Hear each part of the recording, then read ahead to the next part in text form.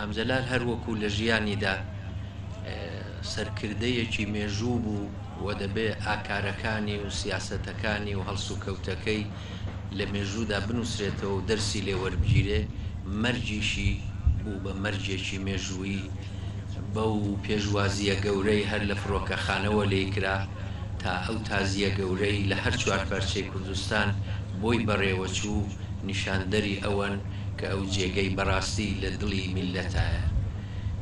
یادی هەمیشە لە دەوڵماندا سەوزە و هیوادارم بۆنەی مەرجی مامجەلال هەروەکو ژیانیشی ببێتە هۆکارێک بۆ تەباییەکی گەورە و بۆ یەکگرتوویەکی گەورەی نیشتمانی کوردی پێش هەموو جێیەک لە باشووری کوردستان و دوایش لە شوێنەکانی دیکە.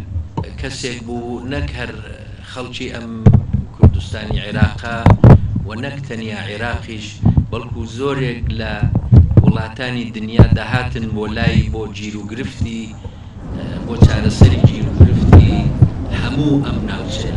ڕۆژهەڵاتی ناوەڕاست ئێستا گیرۆدەی تەنگ و چەڵەمە و گیرروگرفتی زۆر گەورەیە و بەدە زۆر قەیرانەوە دەناڵێ. مامجەلال کەسێک بوو کە بە حیکمەتی خۆی و بە ئەو قسە لێ قبولکەریەی کە هەموو لایەک بۆ ئەو بوویان دەیتوانی زۆرێک لەو گیرروگرفتانە چارەسەر بکە. جێگەی بەڕاستی خاڵی و دیارە. ئێمە لە ساڵی 1970ەوە پەیوەندیمان لەگەڵ مامجەلال هەبووە و شانازی ئەوەمان پێبەخشراوە کە بە دۆستی خۆی قبولمان بکە، بە نزیکی خۆی قبولمان بکە و من بۆ خۆم یەکێک لەو کەسانە بووم کە لە ساڵی وابزانم 1970ەوە بە دیداری مامجەلال شاد بووم. لە زۆر کۆڕ و کۆبوونەوەدا لەگەڵی بووم، زۆر دەرس و ئەزمموی زۆری هەبووە ئەو هەڵسوکەوت و لەگەڵ دانیشتنە.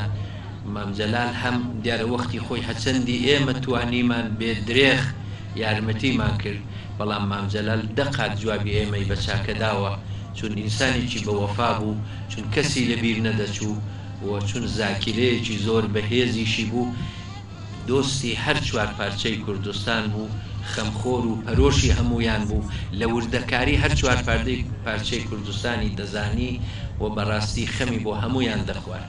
بۆیە ئەم خەسارە هەر تەنها لە باشوور نییە، لە ڕۆژهەڵاتیشە. ئەو بەتایبەتی دۆستی کوردستانی ڕۆژهەڵات بوو، دەورێکی گەورەی بوو. لەوەدا ساڵی 1970 کورد و دەسەڵاتی ئێرانی لێک نزیک کاتەوە و بەرەوتوێژ بیان بە دەورێکی گەورەی هەبوو لەوەدا کە حیزبە کوردیەکان لێک نزیک کاتەوە. جێگەی بەڕاستی خاڵیە.